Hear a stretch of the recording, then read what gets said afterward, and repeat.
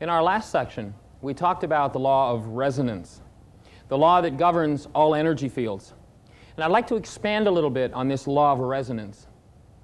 Basically, the law of resonance, simply stated, says that whenever two energy systems are in tune or in harmony with each other, there's going to be a transfer from one to the other, an exchange of energies. So that when two are in tune, the vibratory energy, the energy that emanates from one of those fields, is going to transfer to the second field, and the second one is going to be strengthened. Some of the ways that you may recognize it is if you go back to physics class in school, you'll remember that you took a tuning fork and hit it on the desk and put a second tuning fork close to it, and the second one, without being touched, started to vibrate. That was through the law of resonance, the law of energy exchange. Another example, if we took a room and filled it with grandfather clocks and started each of the pendulums swinging at a different time, left the room and came back in 2 or 3 days, if there were no other influences, each of those clocks, the pendulums, would be swinging in tune with each other. A group of women who live together in a dormitory will tend to menstruate together. The law that governs the energy system causes them to come into harmony, into sync with each other, to entrain because of that exchange of energies. And there's this very exchange that happens between ourselves and everyone around us. Literally, when we think a thought, what we do is we step up, or we amplify a vibration, an energy that is within us. And so that energy that we step up, in the example where I said, and in order to demonstrate that you have no choice about it, don't think about the color of your car, I know that you have a brain cell that holds that vibration impressed upon it. And so with my voice, I set up an energy. And that waveform matches a waveform that you hold in a brain cell. And that means there's going to be an interchange of energy between those two. Now, if I said, don't think about the color of your car in Chinese, there would be nothing to resonate unless you speak Chinese. There would be no matching vibration. I'd have to form what happens in my voice box and my mouth and in my lips much differently. And so it wouldn't resonate anything in you unless you had a brain cell built with that piece of information. Anything that fires out of a brain cell is from the past. Any information that comes from the mind is from the past. Now, the minute that I say the word that I speak, there's a transfer of energies, and that brain cell fires, and when it does, it sets up this high energy wave that leaves the mind when we think a thought. I like to call this high energy wave that leaves the mind when we think a thought the psychic megaphone. And it sets up a vibratory pattern that once again matches the energy that's impregnated into the brain cell. And so, anyone that would walk into the field of that energy, if they had a matching brain cell, that brain cell is going to take on the information off of this energy wave, and it's going to be amplified. If it's amplified sufficiently, then in fact the energy that we send out tends to incline the people around us to think and act in certain ways that are consistent with the way we think they should act and think. Now, do they act and think that way because that's the way they are? Or do they function unconsciously and just respond to what we send out to them? The fact is, the world is a world of make-believe. First we make it up, then we believe it, and then we go out and we produce evidence to prove that it's true. Now notice, think about that person that we talked about in the first segment. You know, the one that had to change in order for the problem that you had to be rectified. Now you know exactly what it was that they needed to do, don't you? Is this the first time that's happened to you? I bet it isn't. Think about the last person that did it to you. Was it the same, or the last time it happened to you, was it the same person as the one who did it to you just recently? No? Well, that's interesting. How about the time before that? Was it someone else? Or the time before that? Was it someone else? How about the first time it happened? Was it someone else? Interesting, a different person each time. How is it that all of those people know exactly what to say to you in order to do it to you again You ever taken the geographical cure? I've had enough of this place. I'm getting out. I'm finished. I'm leaving. You get on an airplane, somebody finishes a sentence on this end, and you wonder how they knew to pick up with the next sentence at the other end, right? Or you were there for 6 months, a year, 2 years, and all of a sudden, even though you were on the other side of the continent, everything was the same. Why is that? The reason is because when you went to the other side of the continent, you took the problem with you. You went along. There's only one problem in life, and you're it. Now, fortunately, there's only one solution, and you're that too. When we learn to function out of our true nature rather than out of our ego nature, we start to send totally different messages out to the world.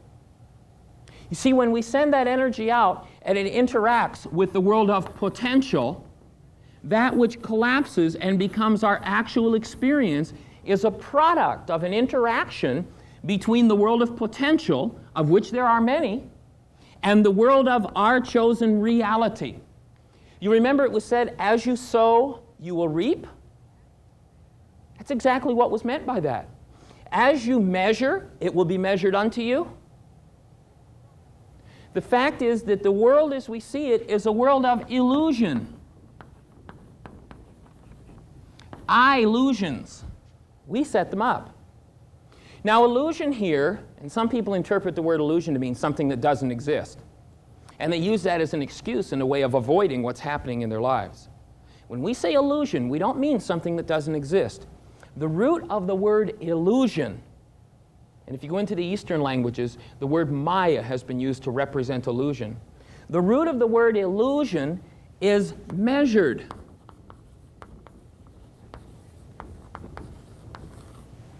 As you measure, it will be measured unto you. Whatever mind energy, in the beginning is the mind energy becomes flesh. Whatever energies you set into the mind, and the master amplifier of mind energy is emotion. It is what sets the mind energy in motion. And as we emotionalize a thought or mind energy, it strengthens this wave that radiates out from us. Now we want to blame it on them. Look what they did to us. But the fact is, if you're having a thought, if you're having a feeling, what you're thinking and what you're feeling is yours. But you say, I never feel it if they're not around. Fine. It's because it's been denied and suppressed. And they are the only one that can access it for you in order that you can bring it to the altar to have a look at it. The more we refuse to deal with what we need to deal with here, the harder life will send someone to kick us and kick us and kick us.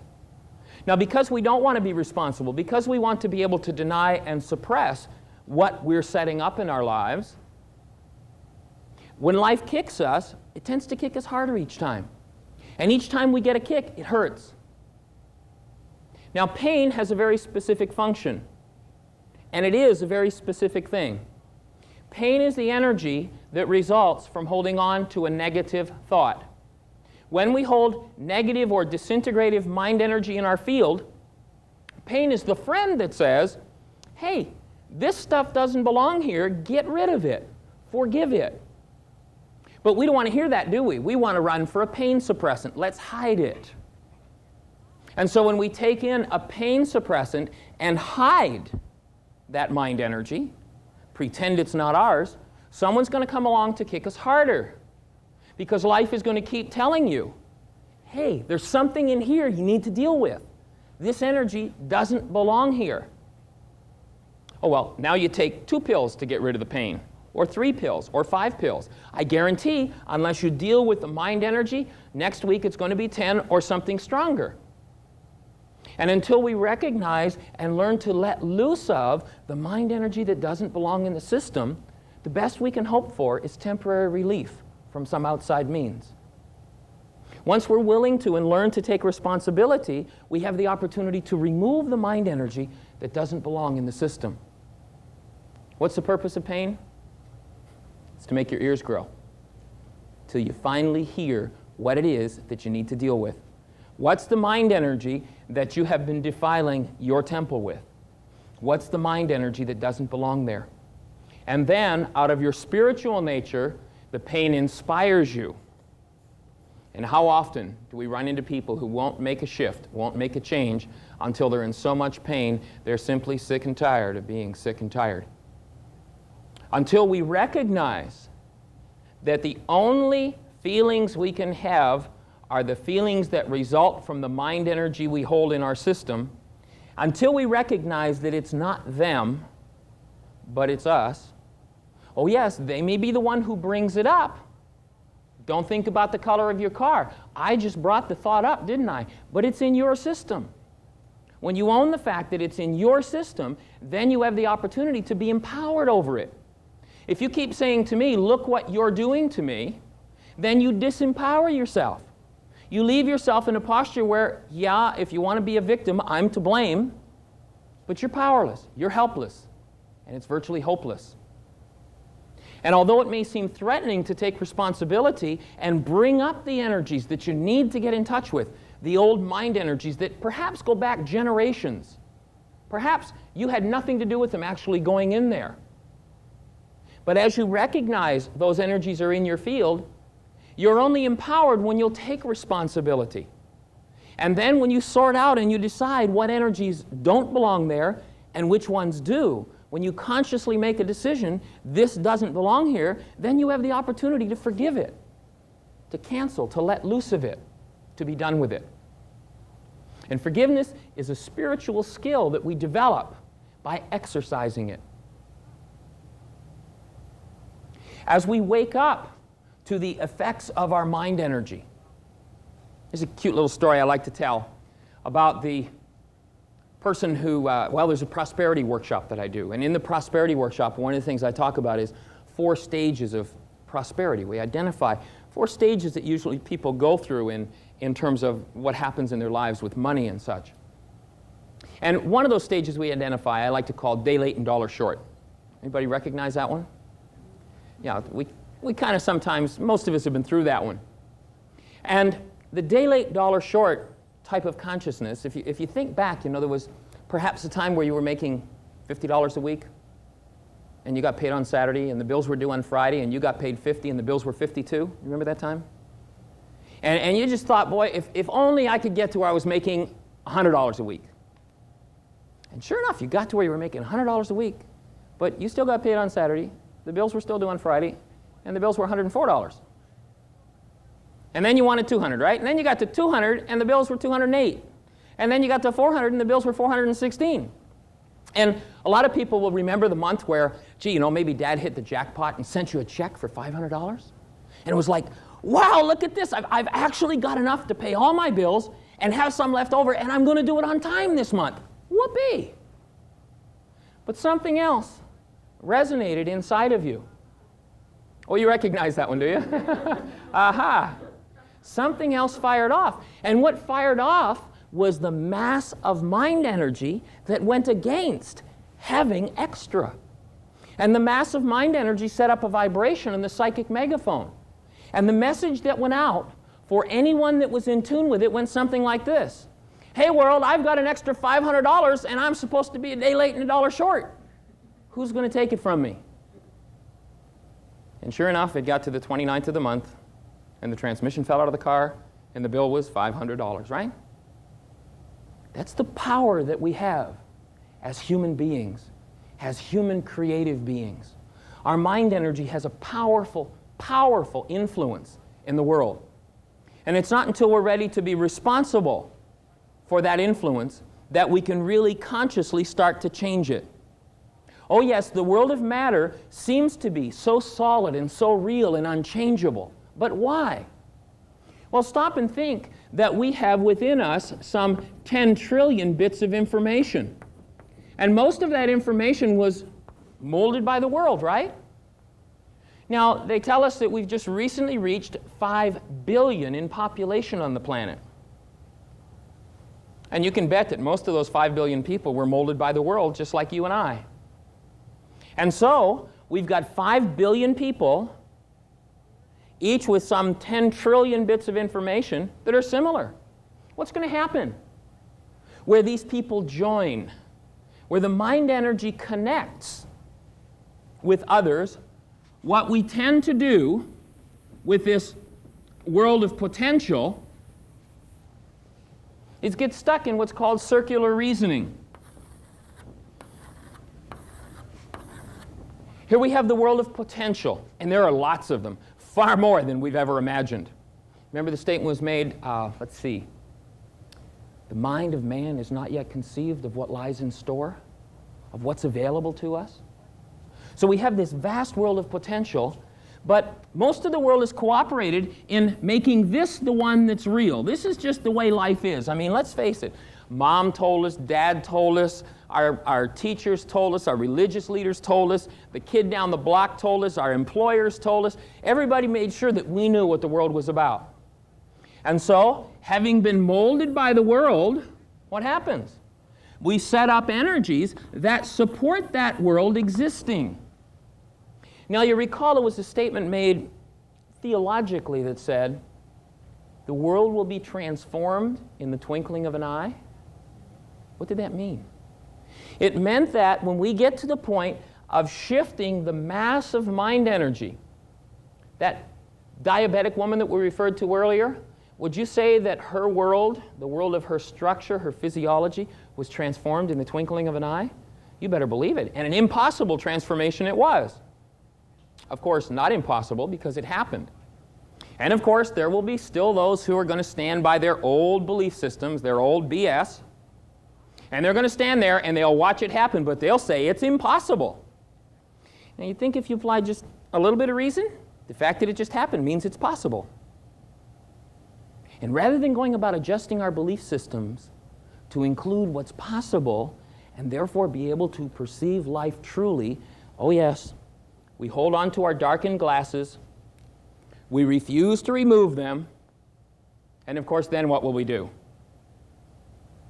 In the name of love, we'll insist that the impossibilities be removed. And the perpetrators of what's impossible, get rid of them. We do it in the name of love, but oftentimes when we're stuck in our egos, we use the tools of the ego, which are the tools of fear, of guilt, and of condemnation. The tools that you use to achieve an end always produce an end just like the tools that you used. If your end is love, guilt, fear, and condemnation will never accomplish any other end but guilt, fear, and condemnation. When we learn to forgive those things of the ego, when we no longer see as though through a glass darkly, then we'll be able to see life for what it is. If you go back to one of the master teachers, they asked him, what's the most important rule to follow? What's the most important commandment? And what he said was that there were 3 criteria to understanding, and that meeting these 3 criteria was the most important rule to follow. And what was that rule? Commandment. It was love God, love neighbor, and love self. And it followed up and it said, upon this hang the law and all the prophets. What did that mean? This mind is a prism through which we view life. When we see life through the prism, we see only the past. If we hold a grievance, the darkened glasses, against any being, ourselves, our neighbor, or God, then we darken our minds and we are absolutely unable to see the truth. And as long as our minds are darkened, what the law is, the obvious operation of the world, will remain invisible, just like our suppressed mind energy. The prophets, what those who tried to teach us was happening in the world, will remain invisible and will be interpreted through the ego. If we try to achieve, for instance, peace in the world, but we hold grievance against one other person, we will project our grievance even into the procedure of creating peace. There's a cute commercial or newscast that I saw on television a while back, and there was a peace march going on in another country, and they were showing shots of it. And there's this one fellow marching in the peace march carrying a sign that says, "Fight for peace." Now think about that. Or we actually have a game put on by the ego that's called Holy War. Now think about trying to put those two words together in one sentence. You can't logically do it, but the ego does it all the time. I come to offer you the love of my master, and I'll kill you if you won't accept it. What kind of insanity is that? That's the insanity of an ego that holds a grievance against someone else. If you go back into the book of Matthew, there's a fair bit of discussion about the process of forgiveness. And what it says is, and remember that the word heart is the word unconscious in a more modern language. Whoops.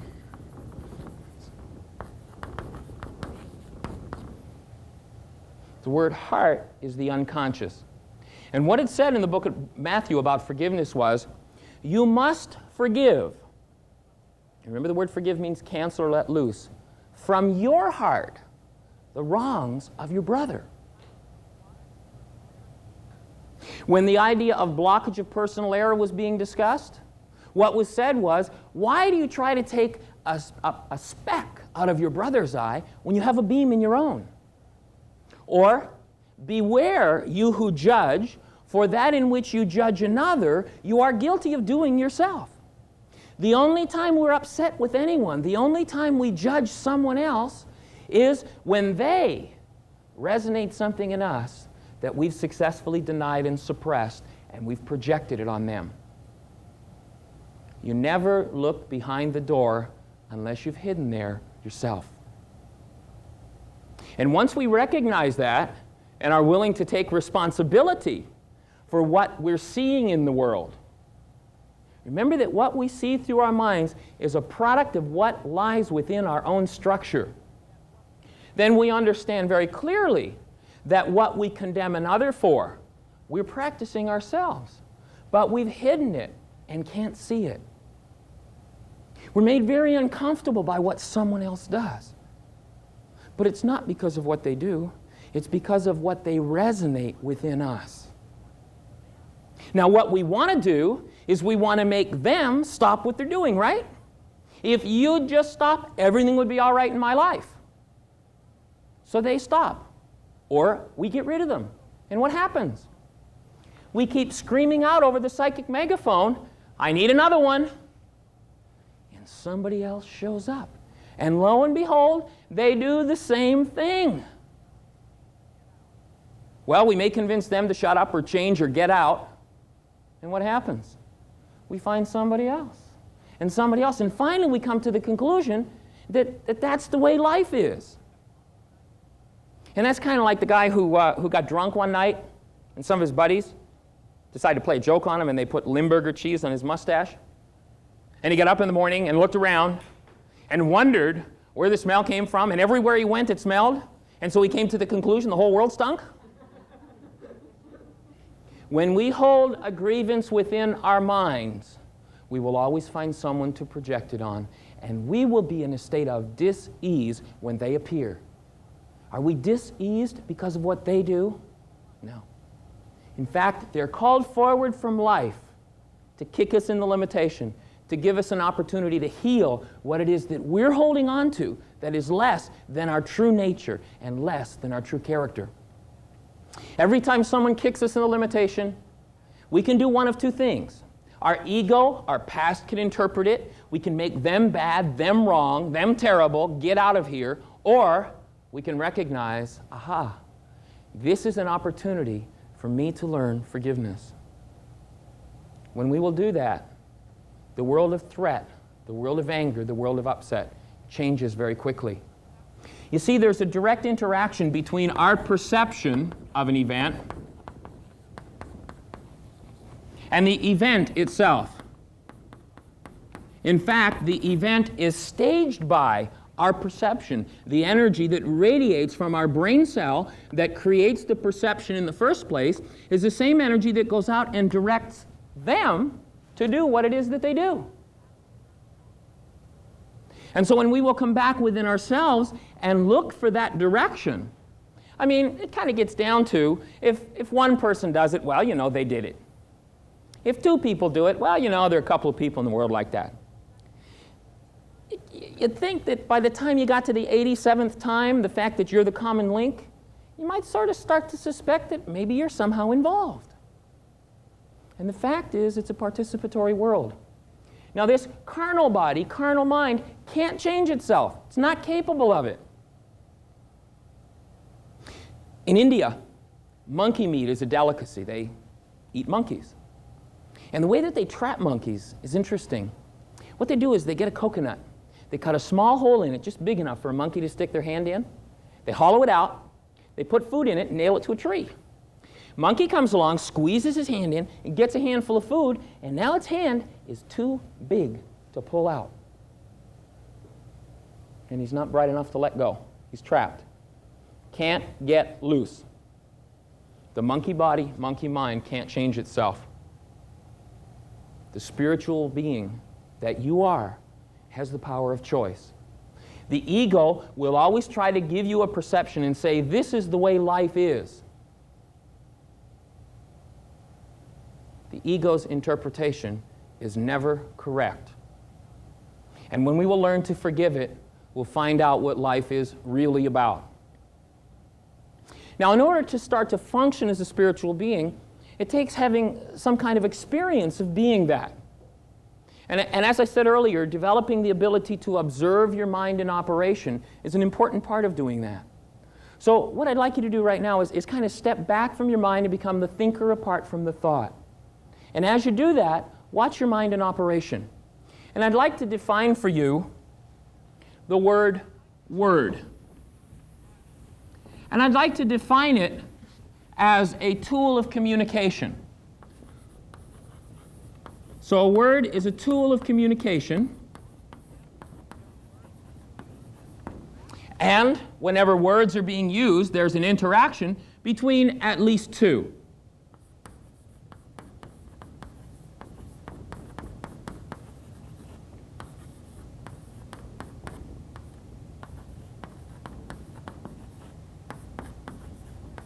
Reasonable?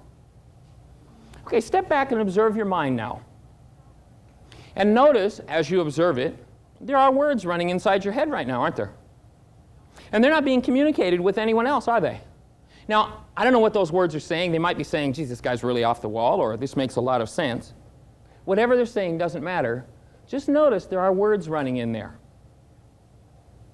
Now, my question is, as you watch those words running, if words are tools of communication, indicative of an interaction between two, who's in there with you? Who's talking to who? Who's giving you the meaning of what I'm saying right now? And who's giving you the meaning that you've projected on that person that you had the upset with, the one we talked about that needed to change at the first of the workshop? Where does that meaning come from? If it comes from your past, it's time to take responsibility for it. Remember, you must actively hold on to your limitations in order for them to hold you back.